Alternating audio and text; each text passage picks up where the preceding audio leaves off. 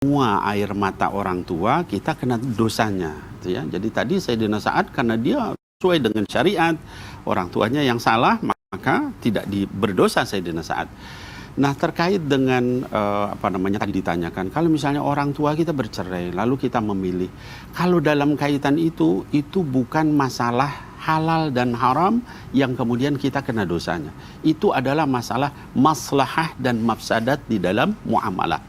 Jadi ketika kita bermuamalah, kita harus memilih, ya, namanya juga bercerai begitu ya, Caca ya. Nggak mungkin orang bercerai kita harus ikut dua-duanya, tapi salah satu. Maka sepanjang kita memilih itu sesuai dengan syariat, maka tidak dihukumi.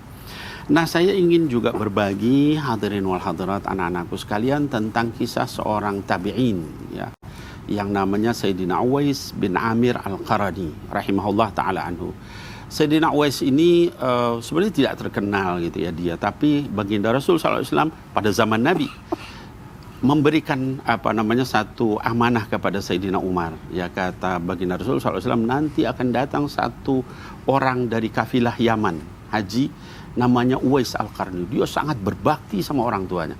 Kalau kamu ketemu sama dia minta doa. Bayangkan tuh Sayyidina Umar ibn Al-Khattab, orang kedua setelah Sayyidina Abu Bakar di sisi Rasulullah, pahalanya luar biasa, orang yang termasuk 10 orang dijamin masuk surga, disuruh minta doa sama orang dari Yaman yang istilahnya bukan sahabat Rasul, itu kan tabi'in, nggak pernah ketemu Rasulullah. Akhirnya ditunggu sama Sayyidina Umar, kemudian akhirnya ketemu di kafilah Yaman. Ya, ada nggak namanya Uwais? Ngapain Anda nanya begitu, Amirul Mukminin? Itu orang miskin. Saya disuruh Rasulullah, maka ketemu, lalu kemudian dia minta doa. Apa kelebihan Sayyidina Uwais ini? Sampai seorang Amirul Mukminin, khalifah kedua, disuruh minta doa sama baginda Rasul SAW. Kelebihannya karena dia berbakti kepada ibunya. Ya. Jadi dia itu senantiasa berbakti dan tidak pernah bermaksiat sama ibunya. Maka sama Allah Subhanahu Wa Taala diangkat derajatnya sampai kata baginda Rasul SAW suruh minta doa sama dia. Nah, dari ini semua hadirin wal hadirat, lalu kita ini di mana? Ya. Apa kita mau ngambil itu atau tidak? Ya. Kita malah kemudian menyia-nyiakan itu, sebagian dari kita.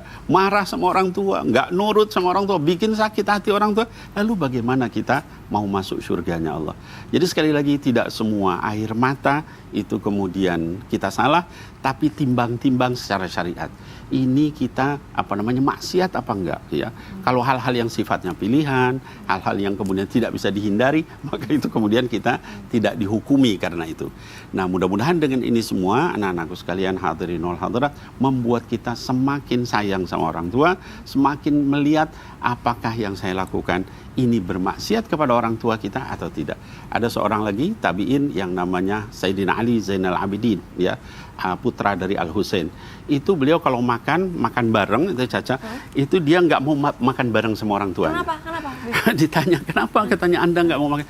Saya takut orang tua saya itu ngelihat ke makanan itu, mau nyuap yang itu udah saya ambil dulu. Oh ya ampun, saking menjaga hatinya orang tua. Jadi walaupun memang kita sebagai anak mungkin pasti ada kekecewaan terhadap orang tua, tapi udah deh, Allah tuh bilangnya balas aja sama kebaikan. Nanti sama saya. Kenapa? Dulu selama ibu saya masih hidup, aku nggak berani makan kepiting.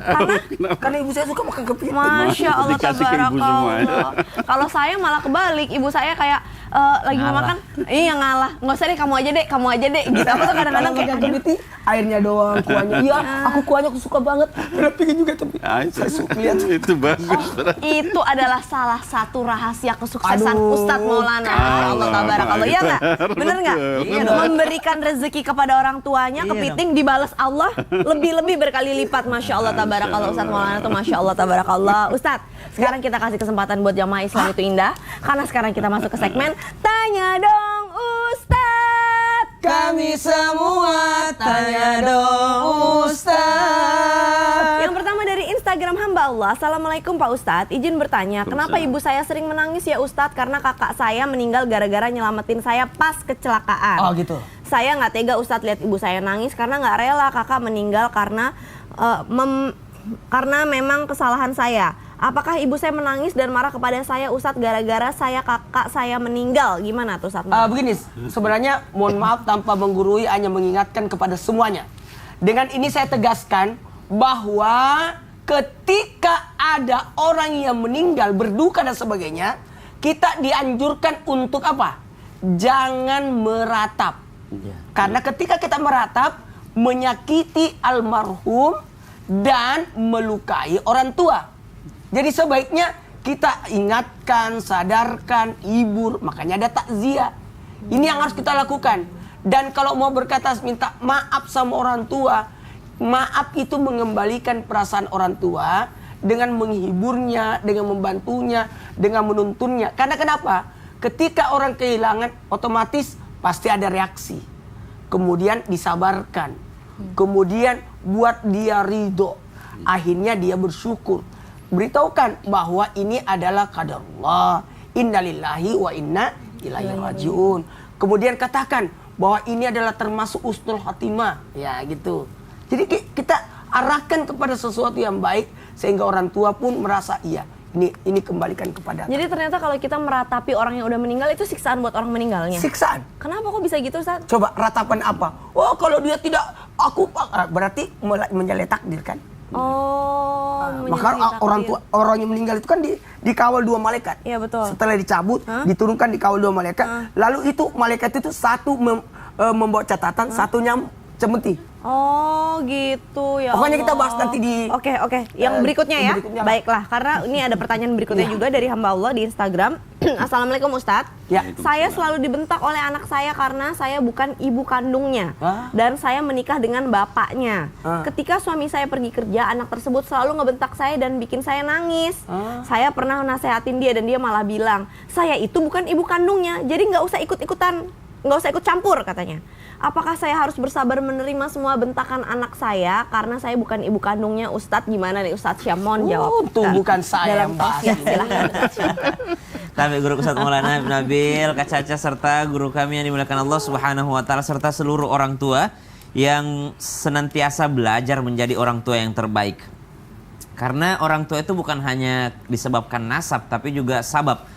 Kalau orang tua nasab ya yang melahirkan, tapi kalau sabab itu adalah ada penyebabnya sehingga dia menjadi orang tua kita. Termasuk sabab ilmu, maka guru itu adalah orang tua juga. Sabab pekerjaan, maka atasan itu adalah orang tua juga dalam bidang pekerjaan. Termasuk diantaranya sabab pernikahannya orang tua, salah satu orang tua kita misalnya ayah atau ibu kita menikah dengan orang asing tersebut, maka orang asing tersebut tadi akan menjadi orang tua kita. Nah pertanyaannya sekarang ternyata sang anak tadi ini tidak menyukai si ibu sambungnya. Maka apakah sang ibu sambung mesti bersabar? Mesti. Karena segala sesuatu di dunia ini mesti dengan kesabaran. An-nafsu markabun walijamuhu as-sabar. Manusia itu layaknya kendaraan dan setirnya adalah kesabarannya. Dan Allah Subhanahu wa taala memerintahkan kita untuk senantiasa bersabar dalam hal apapun itu. Ba'da naqul a'udzubillahi minasyaitonir rajim. يا أيها الذين آمنوا اصبروا وصابروا ورابطوا واتقوا الله لعلكم تفلحون. Wahai orang-orang yang beriman, bersabarlah dan bersabarlah serta teguhkanlah kesabaran, bersabarlah kata Allah dalam Al-Quran ayat 200 surah Al-Imran ayat terakhir. Dan bertakwalah kepada Allah agar kalian yakni akan menjadi orang-orang yang beruntung. Maka sabar itu harus tapi harus dipahami sabar itu seperti apa. Sabar itu bukan diam aja dibentak-bentak, bukan diam aja dizalimi, bukan. Tapi sabar itu tidak berhenti berusaha meskipun sampai titik darah penghabisan. Sabarnya ibu menjadi seorang ibu sambung adalah tidak pernah berhenti berusaha mencuri cintanya sang anak sambung tadi. Tidak berhenti berusaha menasehatinya, tidak berhenti berusaha membuatnya mencintai ibu. Subhanallah, itu sabar. Sabar bukan berarti ya udah deh dia mungkin gak suka sama saya, udah deh biarlah saya dizalimi. Bukan sabar, itu menyerah namanya. Sabar itu adalah ibu tidak berhenti berusaha mencuri cintanya. Apa ya yang membuat dia dulu mencintai ibu kandungnya? Seperti apa ya ibu kandungnya dulu dia mencintainya? Oh seperti apa ya yang dia sukai? Seperti apa ya harusnya nge-treat dia? Itu adalah kesabaran. Sabar tidak pernah berhenti menyerah untuk yakni mendapatkan sesuatu yang menjadi tujuannya atau cita-citanya. Sabar dalam mendidik anak. Supaya apa? Supaya dia menjadi anak yang soleh dan soleha. Kalau saya rasa mungkin dari pertanyaan ini bisa jadi sang anak ini adalah seorang anak perempuan. Maka mungkin ada kecemburuan, dia merasa ayahnya diambil oleh ibu. Maka introspeksi diri juga, bercermin juga. Jangan sampai memang kekurangan kasih sayang setelah ayahnya menikah seorang wanita asing tadi atau ibu yang bertanya. Maka tanyakan atau sampaikan kepada suami atau ayah anak tersebut dengan mengatakan, jangan kau berubah setelah engkau menikahi saya sehingga berkurang kasih sayangmu terhadap anakmu. Mungkin bisa jadi itu yang membuatnya tidak menyukaiku sebagaimana itu adalah cintanya kepada ibu kandungnya. Maka sampaikan dengan sabar. Itu yang disebut dengan sabar. Bukan berarti menikmati derita, bukan berarti menikmati siksaan, bukan berarti menikmati dizalimi ataupun dibenci oleh sang anak sambung tadi, tapi bersabar untuk mendapatkan cintanya, mendapatkan kasihnya. Yang kedua, bagaimana caranya untuk bersabar? Dalam Al-Quran ayat 250 surah Al-Baqarah memang ada doa yang diajarkan oleh Allah Subhanahu wa taala. Rabbana afrigh alaina sabra.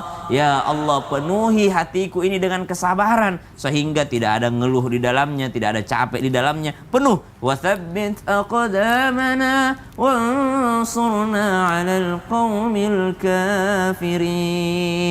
Jadi kembali ke pertanyaan, apakah saya harus bersabar? Wajib bersabar, dan sabar itu tidak terbatas pahalanya. Wallahu ta'ala a'lam. Masya Allah, tabarakallah. Karena emang kadang-kadang lebih susah ngerawat anak yang bukan anak kandung ya. Bener, karena DNA-nya itu kan beda gitu ya. Bener. Baik, kalau gitu Jamaah Islam Itu Indah, kita masih akan belajar bersama dengan guru-guru kita. Jadi jangan kemana-mana, tetap di Islam Itu Indah. Jamaah, alhamdulillah.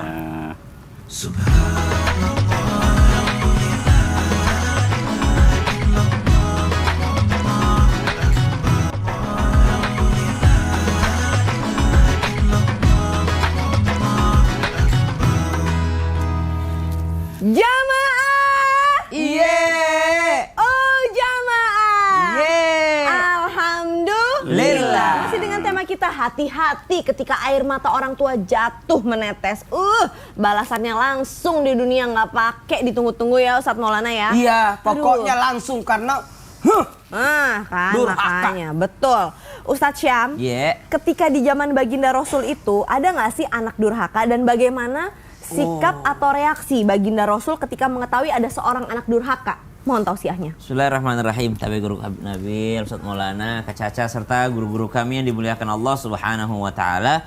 Sebenarnya kisah ini sering diceritakan, namun para ahli hadis meragukan daripada kesahihan hadisnya tentang seorang yang bernama Alqamah. Alqamah ini adalah seorang yang mungkin ketika sakaratul maut, lalu baginda Nabi SAW mengutus para sahabat untuk mendampinginya. Ternyata Alqamah tidak sempat atau tidak kuat untuk mengucapkan kalimah la ilaha illallah Muhammadur Rasulullah. Ditalkinkan pun tidak enggan untuk mengucapkannya. Lalu diberitahukan oleh baginda Nabi SAW, apakah ibunya masih hidup? Apakah orang tuanya masih hidup? Maka dikatakan bahwa dia mempunyai ibu yang sudah tua renta. Maka dipanggillah ibunya. Kata Nabi SAW, maukah engkau memaafkan anakmu? Karena kalau engkau tidak mau memaafkannya, kubakar hari ini.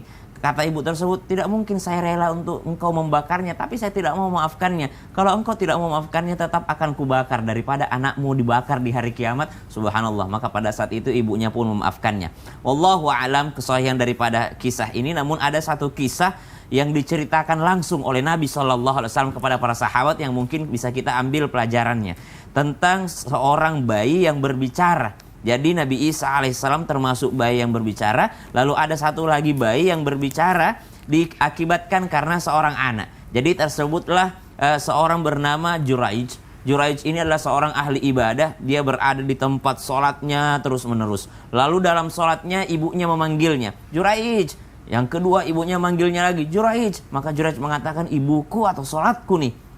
Dipanggil lagi yang ketiga kali, wahai Juraij, ibumu butuh pertolonganmu. Ibuku atau sholatku nih, kata Juraij. Subhanallah. Maka ibunya dengan sakit hati mengatakan, awas kau Juraij ya, kau tidak akan pernah meninggal dunia sebelum engkau ditonton oleh seluruh pelacur yang ada di negeri ini. Subhanallah. Maka itu adalah doa yang ibu yang tersakiti karena anaknya tidak menghiraukan daripada panggilannya.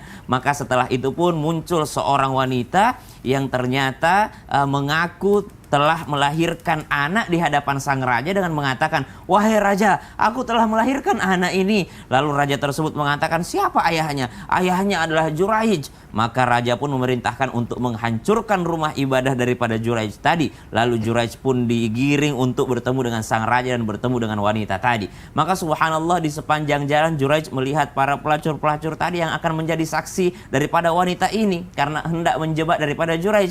Juraij hanya tersenyum di hadapan para wanita tadi. Di hadapan sang raja Juraij ditanyakan, "Kenalkah engkau terhadap wanita ini?" Maka Juraij mengatakan, "Pertemukan aku dengan bayinya." Lalu ketika bertemu dengan bayinya, Juraij langsung bertanya, "Siapa ayahmu?" Bayi tersebut langsung berbicara, "Ayahku adalah seorang pengembala sapi, bukan engkau." Subhanallah. Lalu sang raja meminta maaf kepada Juraij dengan mengatakan, "Kubangunkan engkau daripada rumah ibadahmu dari emas atau dari perak, maukah engkau kubangunkan kembali?" Maka Juraij mengatakan, "Bangunkan seperti sedia kala." "Kenapa engkau tidak merasa gentar, wahai Juraij?" "Juraij, engkau hanya tersenyum dari tadi, engkau tidak merasa takut." Apa jawaban Juraij? "Karena saya tahu ini terjadi karena sebab daripada doa ibuku yang pernah tersakiti akibat aku sholat dan tidak menghiraukan daripada panggilan daripada ibuku." Subhanallah. Kisah apa, pelajaran apa yang kita ambil pada kisah tersebut? Wahai anak yang dimuliakan Allah Subhanahu wa taala, dalam sholat pun, sholat sunnah pun, kalau ibu memanggil maka lebih utama daripada panggilan ibu. Banyak sekarang anak dalam keadaan main game online, dia pakai headsetnya, sudah tidak mau menerima daripada panggilan ibunya. Wahai anak yang sedang rantau, kalau ibumu nelpon, angkatlah teleponnya. Ayahmu nelpon adalah angkatlah teleponnya. Rezeki yang paling utama ketika masih ada dua kontak itu yang menelpon handphone kita. Subhanallah. Kalau masih muncul dua nama itu di handphone kita, itu adalah rezeki yang utama. Banyak sekarang tidak menyadari adalah rezeki, itu adalah rezeki yang sangat luar biasa ketika orang tua masih menelpon daripada handphone kita. Wallahu ta'ala a'lam. Masya Allah, bener banget loh. Bapak saya udah nggak ada, nggak mungkin tiba-tiba nelpon kan. Ya kan setiap kali ngeliat nisannya, ya Allah, kapan lagi lihat hidungnya, lihat matanya. Jadi kalau kita sebagai anak masih bisa lihat orang tua, nikmatin deh. Ya Itu rezeki yang nggak bisa dibeli, mau punya duit berapapun nggak akan pernah bisa dibeli seperti itu. Jazakallah khair, Ustadz Syam. Nah, Habib Nabil, ini berbicara tentang gimana caranya kita membahagiakan orang tua. Kalau kita udah dewasa dan udah punya pasangan, qadarullah orang tua kita nggak suka sama pasangan kita. Kalau belum nikah sih emang sebaiknya carilah pasangan yang orang tua setuju, ya dong, itu kan lebih utama. Tapi kalau udah terlanjur menikah, bagaimana Habib? Apakah lebih baik meninggalkan pasangannya supaya menyenangkan hati orang tua, atau ya sudah emang udah nikah harus dijaga pernikahannya, orang tua nangis ya gimana, harus gimana Habib? Mohon tausiahnya. Ya, baik. Izin Ustaz Maulana, sekali lagi Ustaz Syam, juga para pemirsa yang dimuliakan Allah. Tadi ada dua hal saya ingin menjawab hal tadi. Yang pertama adalah kalau belum nikah gimana, kalau udah nikah gimana ya Ustaz ya. Tadi kan ada dua hal. Kalau misalnya belum nikah, maka saya ingin menyampaikan cinta itu bukan dalil syariat ya. Para remaja, para pemuda, para pemudi yang dimuliakan Allah Subhanahu wa taala, anak-anakku sekalian, cinta itu bukan dalil syariat. Kita tidak akan dihitung cintanya. Ya, jadi jangan gunakan itu sebagai dalil. Yang dihitung oleh syariat adalah sebab kita mencintai.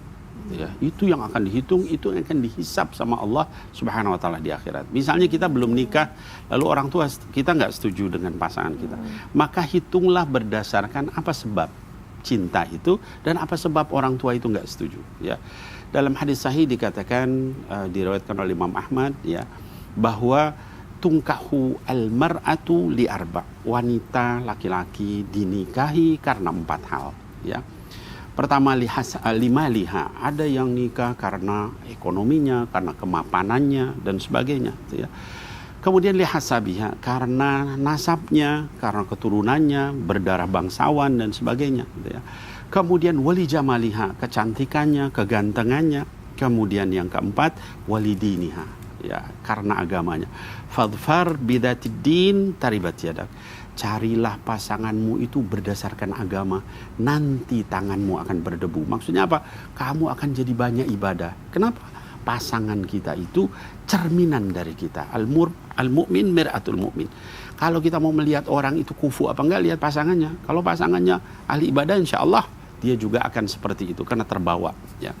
Nah, lalu pertanyaannya Caca tadi, kalau sudah nikah gimana? Maka yang pertama harus kita lihat saat sebelum nikah orang tua ridho apa enggak, gitu ya. Jadi selalulah anak-anakku sekalian minta ridho sama orang tua itu, ya, sampai apalagi urusan penting seperti itu, ya. Ada satu contoh misalnya ini tadi, cerai apa enggak gitu kalau orang tua enggak ini.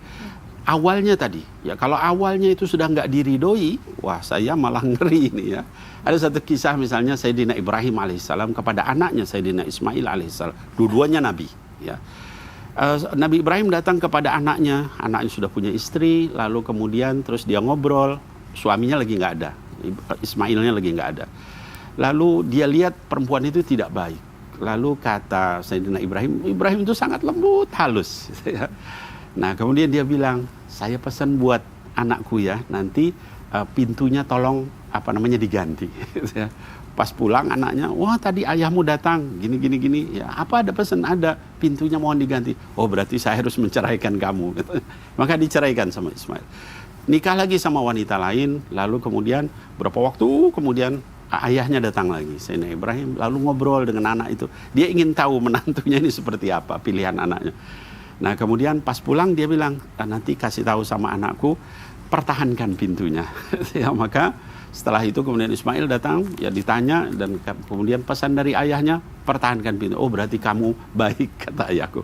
Jadi dari situ menunjukkan gitu, ya, kalau memang nggak baik akhlaknya, orang tua berhak untuk minta supaya dilepas.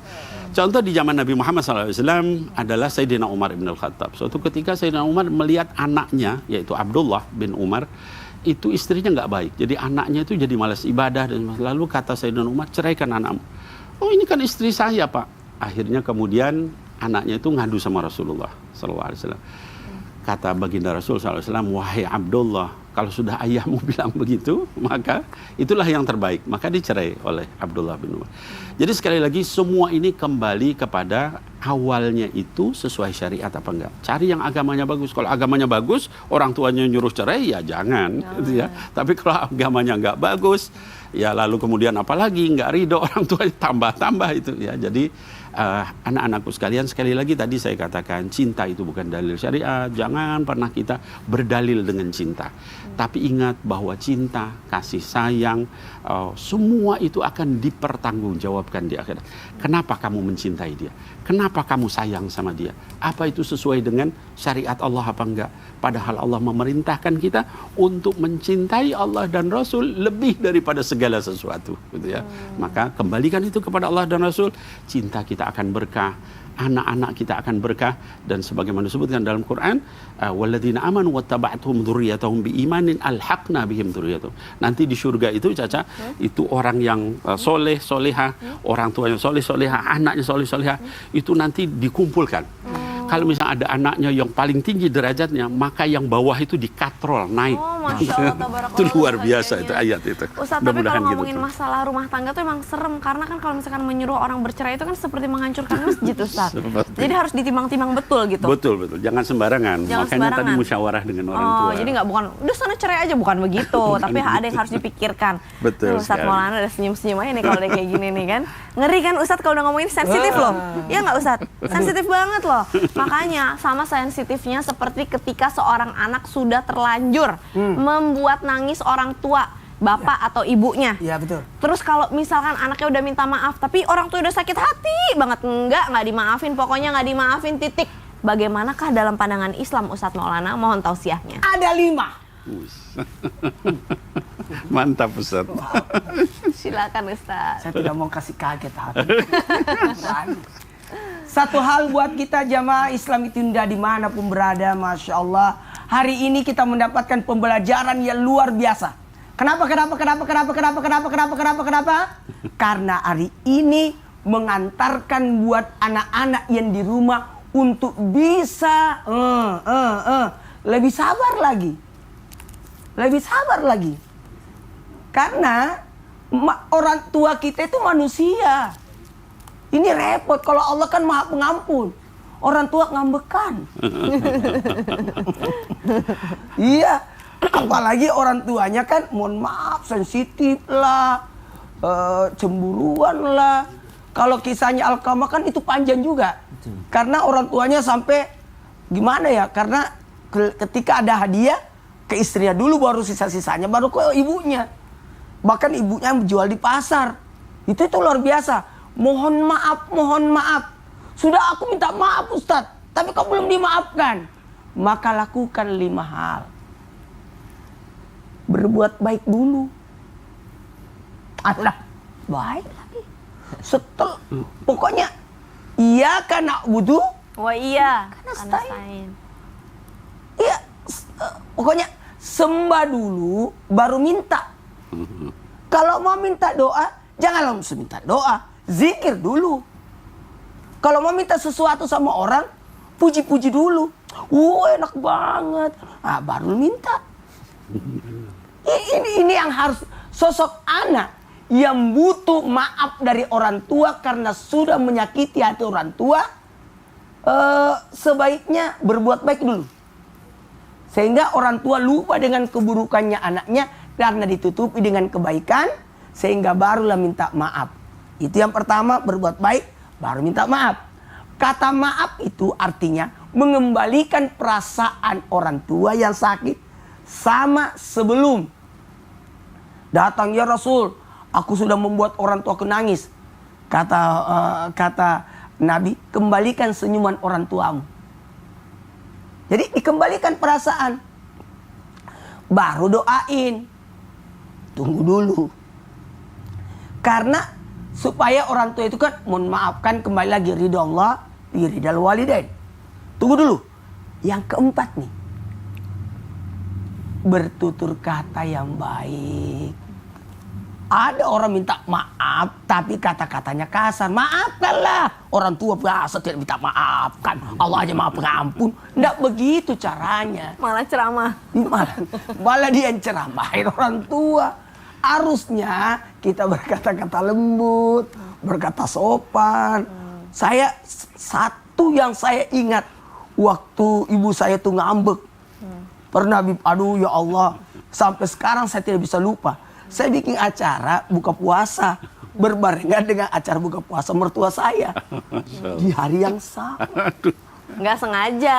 Memang sengaja. Oh, lalu apa yang Ustadz lakukan? Karena memang saya sudah rencanakan jam 4 sampai jam 5 di rumah mertua. Jam 5 sampai jam 6 di rumah ibu. Kata ibu saya, ya Allah, kau dulukan orang daripada saya. Tidak mau masuk ibuku dari rumah. Semua ke saudaraku bujuk-bujuk. Saya datang. Mi, dengarkan.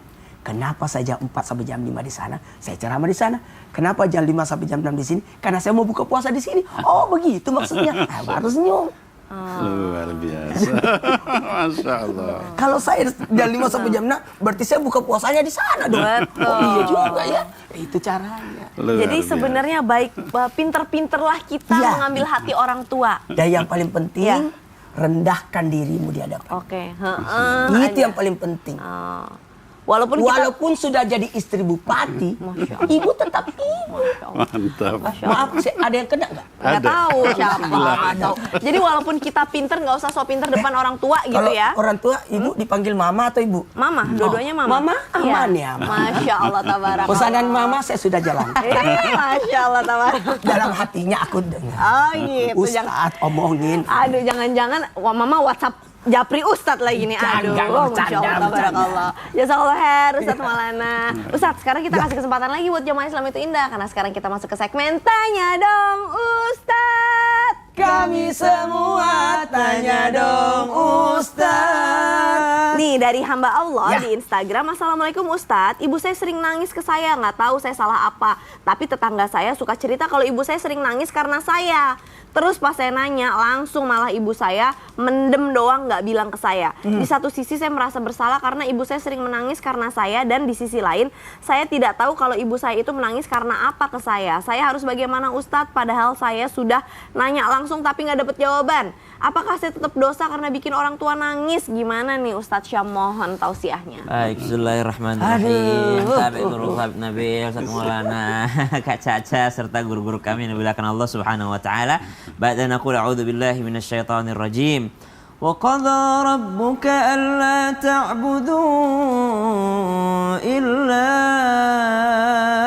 iyyahu wa bil walidaini ihsana. إحسانا إما يبلغن عندك الكبر أحدهما أو كلاهما فلا تقل لهما أف ولا تنهرهما وقل لهما قولا كريما.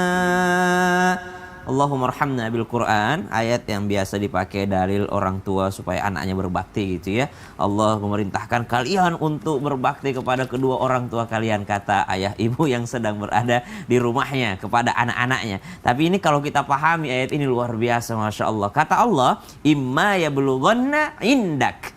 Kalau engkau mendapati keduanya atau salah satunya indak, berada di sisimu. Jadi kalau dikatakan berada di sisimu berarti deket banget nih tinggalnya nih.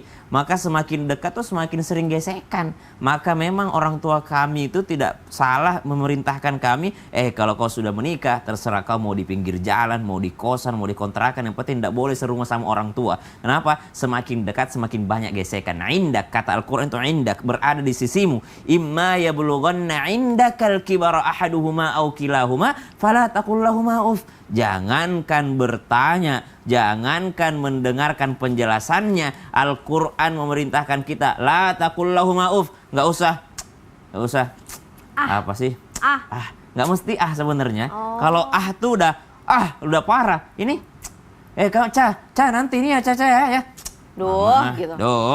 Itu udah sebenarnya. Udah ya, fala tanharhuma, apalagi kalau sampai disemprot orang tua. Mama sih kan aku juga udah bilang kemarin gini subhanallah. Itu menyemprot orang tua. Wa qul lahuma qaulan karima. Jadi kalau ditanyakan apa yang harus saya lakukan karena saya nggak tahu sebenarnya apa yang terjadi kepada orang tua saya hanya cerita kepada orang lain, maka jangan pernah menyemprot mereka dengan pertanyaan, "Mama kenapa sih? Emang adek salah apa? Aku salah apa sama mama? Kenapa mama kayak gitu?" Jangan disemprot orang tua tuh. Fala taqul lahuma uff. Jangan dibantah mereka. Wa qul lahuma qaulan karima. Udah, yang mulia aja. Maaf, kira-kira perkataan maaf tuh perkataan mulia bukan? Perkataan mulia. Maka minta maaf aja di depannya. Terima kasih itu perkataan mulia bukan? Terima kasih adalah perkataan mulia. Maka berterima kasihlah di hadapannya. Permisi juga perkataan yang mulia, perkataan yang baik. Maka permisilah di hadapannya. Maafin ya kalau kemarin beli ini nggak permisi dulu, nggak tanya dulu mama, nggak minta saran mama. Subhanallah. Maka insya Allah itu akan memperbaiki hatinya. Wallahu ta'ala. Masya Allah, pokoknya baik-baikin aja deh orang tua. Insya Allah hidup kita diperbaiki oleh Allah Subhanahu wa Ta'ala. Amin ya Allah. Berikutnya dari Instagram @fitri_202. Assalamualaikum Ustadz Maulana. Ibu saya sering menangis karena ditinggal ayah saya meninggal. Ustadz Maulana mau nggak gantiin ayah saya biar ibu saya nggak nangis lagi? Gimana nih Ustadz? Jawabannya kalau supaya ibunya tidak nangis, yang jadi masalah anak-anak saya yang nangis. Oh gitu. Oke. Menenangkan satu yang nangis, tapi 4 yang nangis. Jadi jawabannya ntar dulu ya. Nah buat jamaah jangan kemana-mana, kita masih akan belajar lagi bersama dengan guru-guru kita tetap di Islam itu Indah. Jamaah. Alhamdulillah.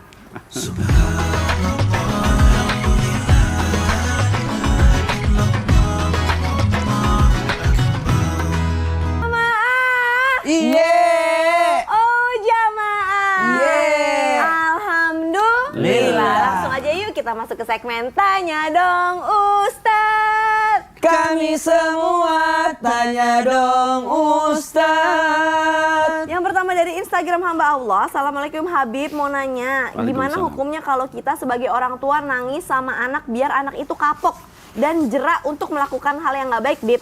Apakah kita dosa juga karena bohong ke anak? Mohon jawabannya, Bib. Baik, bismillahirrahmanirrahim. Izin Ustadz Maulana Ustadz Syam. Jadi begini, ibu dan bapak yang tadi bertanya bahwa bohong itu bukan solusi. Jadi itu nomor 1, kita harus jaga bohong itu bukan solusi. Di dalam hadis dikatakan baginda Rasul SAW ada seorang ibu yang kemudian bilang sama anaknya di depan Rasulullah, tolong lakukan ini, nanti kalau misalnya kamu sudah lakukan ini, ibu kasih ini. Lalu Rasul nanya sama ibu itu, apa benar-benar kamu mau kasih dia itu? Benar ya Rasulullah, memang saya mau ngasih. Karena kalau tidak kamu lakukan, kamu termasuk pendusta. Nah jadi dari situ menunjukkan didiklah anak kita dari sejak kecil untuk jujur. Ya jadi bohong bukan solusi, tapi kita laksanakan dengan cara yang jujur, dengan baik, kasih contoh, maka anak kita nggak akan jadi orang yang tidak baik. Nah, bohong di dalam syariat itu hanya dibolehkan dalam 3 hal. Ya, seorang suami sama istrinya atau istri sama suami dalam hal-hal yang, wah kamu cantik, kamu baik, kamu ganteng dan sebagainya. Oh makanan ini enak, untuk membuat supaya rumah tangga itu baik gitu kan. Nah yang kedua, bohong ini dibolehkan dalam peperangan. Ditanya jumlah itu berapa, lalu kita terus terang ya kalah gitu ya. Yang ketiga yang dibolehkan syariah bohong itu dalam islahun bainan nas. Jadi kalau kita untuk mendamaikan orang yang berantem lalu kita katakan ini salam dari Anu padahal tidak, nah itu yang dibolehkan. Selain daripada itu jangan. Demikian saja. Jadi baiknya adalah jujur aja sama anak ya, Jujur bohong aja bukan dengan menjadi baik. solusi Betul gitu ya. sekali. Baik, jazakallah khair Wa Habib. iyyakum. Yang berikutnya dari Instagram hamba Allah. Assalamualaikum Ustadz dan host. Jadi ikutan batuk Ustadz Maulana. Mumpung ada yang batuk ya. Saya pernah bikin orang tua saya menangis karena saya harus kerja di luar negeri dan meninggal. Kan mereka di kampung, apakah saya salah mengutamakan pekerjaan? Padahal saya juga butuh kerja, Ustadz Maulana. Gimana Ustadz? Iya. Buat jamaah yang bertanya ini harus saya sampaikan. Karena ini pengalaman saya juga. Kalau ada orang yang tidak dapat restu dari orang tua, jangan sekali-kali lakukan tanpa restu. Bagaimanapun caranya. Mohon maaf, Ustaz gimana pekerjaan? Kalau perlu beri pengertian dulu. Maaf, saya begini. Oh iya. Ikut 5. Kalau perlu bawa orang tua ke sana. Sekalian ikut. Dan ternyata aku enggak usah, aku paling suka rumah aku ini. Ya Allah, dia suka banget rumahnya. Kenapa Sasab, ada masalah? Enggak. Aku ngebayang orang tuh suka rumahnya itu gimana. Aku suka di sini, ya Allah. Maka yang dilakukan oleh anak adalah aku akan bolak-balik. Atau kasih orang yang jagain orang tua kita. Yang paling dia suka. Kalau begitu siapa yang mama suka, papa suka. Karena saya juga khawatir. Saya pernah baca satu sirah, kisah itu luar biasa. Tentang perihal ada anak yang tidak direstui orang tuanya untuk pergi berangkat haji, tapi tetap dia berangkat. Akhirnya gimana? Akhirnya nanti di pertemuan berikutnya lah kita bahas. Besok ya. Itu benar harus dijawab loh, banyak yang penasaran. Biar aja penasaran gimana endingnya anak yang tidak direstui, tapi dia tetap berangkat. Berangkat haji loh ini padahal. Haji loh. Wajib nih. Oke, besok ya insya Allah ya. Walaupun hostnya bukan saya, ingat ya Ustadz ya, insya Allah ya. Baiklah kalau begitu. Habib, mohon muhasabahnya tentang pembelajaran kita pada pagi hari ini. Izin Ustaz Maulana saja. Bismillahirrahmanirrahim. Anak-anakku sekalian, para remaja, para pemuda, para pemudi dimanapun berada. Ada satu hadis baginda Rasul SAW menyebutkan, kata baginda Rasul, al-walid awsatu abwabil jannah. Fa in syi'ta fa'adhi dhalikal bab aw ihfadhu. Ya, hadis ini diriwayatkan oleh Imam Ahmad, Ibnu Majah, hadisnya hasan. Kata baginda Rasul SAW, al-walid, orang tua, ibu, bapak, itu adalah awsat abwabil jannah. Pintu surga yang paling puncak, paling tinggi, paling tengah-tengah. Ya. Maka fa'in syi'ta fa'adhi' dhalikal. Kalau kalian mau ya silakan kamu sia-siakan pintu surga yang paling tinggi itu.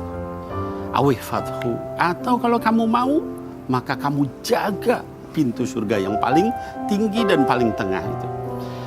Anak-anakku sekalian yang dimuliakan Allah Subhanahu wa taala. Dalam satu kesempatan ada seorang sahabat namanya Ibnu Abbas, dalam riwayat lain Ibnu Umar, yang ada seorang yang nanyakan, saya sudah membawa ibu saya berhaji dari Habasyah, Ethiopia. Apakah cukup saya melakukan itu? Kata Ibnu Abbas, tidak cukup walaupun cuman hanya setarik nafasnya ketika melahirkan. Bismillahirrahmanirrahim. Alhamdulillahirabbil alamin. Allahumma shalli ala sayyidina Muhammadin nabiyil ummi wa ala alihi wa sahbihi wa sallim. Rabbana ighfir lana dhunubana wa liwalidina warhamhum kama rabbawna shighara. Ya Allah, ampuni dosa kami dan ampuni dosa kedua orang tua kami yang tidak sempurna ya Allah. Ampuni dosa ayah kami ya Allah. Ampuni dosa ibu kami ya Allah. Sayangi mereka sebagaimana mereka menyayangi kami di waktu kecil kami ya Allah, dan kumpulkan kami kembali di Jannatul Firdaus bersama kekasihmu Sayyiduna Muhammadin sallallahu alaihi wasallam. Wa sallallahu ala Sayyidina Muhammadin nabiyil ummi wa ala alihi wa sahbihi wa baraka wa sallam, walhamdulillahi rabbil alamin. Amin ya Allah ya Rabbal Alamin. Buat jamaah Islam itu indah kalau masih punya orang tua, yuk peluk cium sayang orang tua kalian, karena itu adalah sebaik-baiknya rezeki yang kalian punya di dunia ini. Sekarang saatnya saya Caca Frederica beserta segenap tim yang bertugas mohon pamit undur diri. Mohon maaf apabila ada salah-salah kata. Wassalamualaikum warahmatullahi wabarakatuh. Waalaikumsalam warahmatullahi wabarakatuh. Astagfirullah.